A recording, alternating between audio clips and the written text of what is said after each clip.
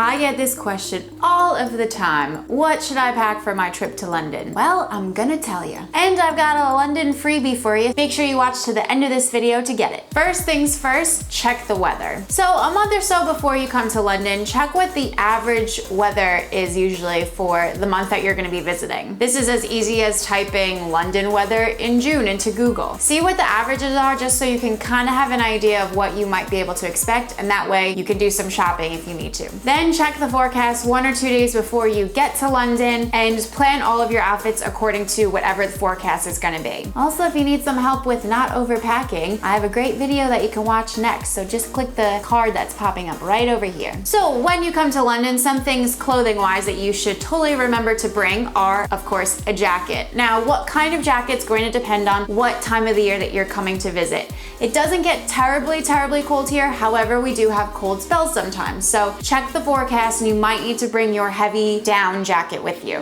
Also check on the rain situation. If it's gonna be raining, then you wanna make sure you have something waterproof. Even if you're visiting in the summer, in the evenings here, it does get quite chilly, so I would plan to bring a light jacket, whether that be a nice leather jacket, those are really popular here, or just something that can cover up your arms and your shoulders when the sun goes down. Waterproof shoes. Even if it's not forecasted to rain when you're here in London, I would bring at least one pair of shoes that can get wet, just in case. These can be leather boots, or they can be durable tennis shoes like my leather Converses, or whatever you think will work for you. You can even go ahead and spray a water repellent onto whatever shoes you want to bring, just to make sure that they're gonna last. But I always recommend everybody who comes to London to bring at least a couple of nice outfits. You're likely to be going to at least one nice dinner while you're here, or maybe on a night out or two, and people usually like to get a little bit more dressed up when they go to dinner or go out here. And if you go in your casual clothes that you've been walking around in all day, you're gonna stand out a little bit. So for girls, I would recommend packing some nicer shoes and then bring a nice dress or a nice blouse that you can pair with jeans. For guys, I'd say bring at least 1 or 2 collared shirts. If you have button-down ones with long sleeve, that's even better. Try to go with some fitted pants or trousers that are a little bit nicer. Jeans can work in some situations, but go for the darker ones. And for your feet, just have anything besides tennis shoes / sneakers. You'll also want to make sure you bring lots of layers. The temperatures can vary widely here in London from day to night, so layering up is gonna make sure that you're not too hot during the day and you're not too cold at night. Also, it gets really hot down on the underground even when it's freezing outside, so you might need to peel some off while you're sat on the tube. Some good pieces that are great for layering are scarves, sweaters, tights, light jackets, and blazers. As for non-clothing items that you should definitely pack when you come to London, you will 100% need a travel adapter. Remember that we have different plugs here than in the US and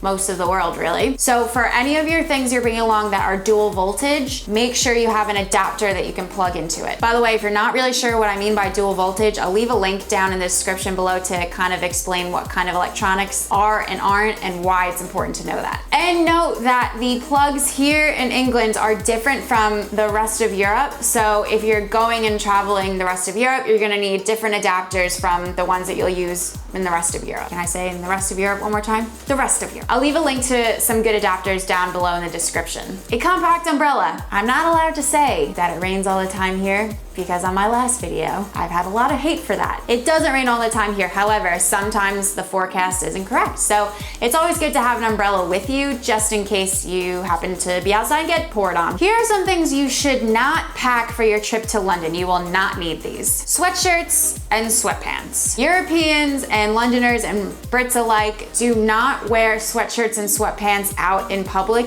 except once in a while for when they're going to the gym. So leave your sweatshirts and sweatpants at home or in your suitcase, and you can wear them for pajamas, but you'll stick out like a sore thumb if you wear them in London. T-shirts with writing on them. I know we all love to wear t-shirts with our universities on them and everything. However, nobody outside of the US wears things like that. So again, if you're gonna wear them here in London, you're gonna stand out, and you can wear what you want. However, I always think it's good to blend in rather than stand out as a tourist, because sometimes that can mean that you're a bigger target for pickpockets. Plus, we're a bit of a fashion-forward city here in London, so try to look your best. Sundresses and tank tops. Even if you're visiting in the summer, there's actually a decent chance that it's not gonna be warm enough for you to wear sundresses, or if you're a guy, like your tank tops that you guys like to wear. This is why it's so important for you to check the forecast before you come. Finally, when you're packing for your trip to London, remember that you can get anything that you could ever possibly need here. And we even have stores that you'll recognize like H&M and Topshop. So if you forget anything or you find you haven't packed as you should have, just go pick something up at the store. Is there anything that you're thinking of packing for your trip to London, but you're not quite sure if you should or you shouldn't?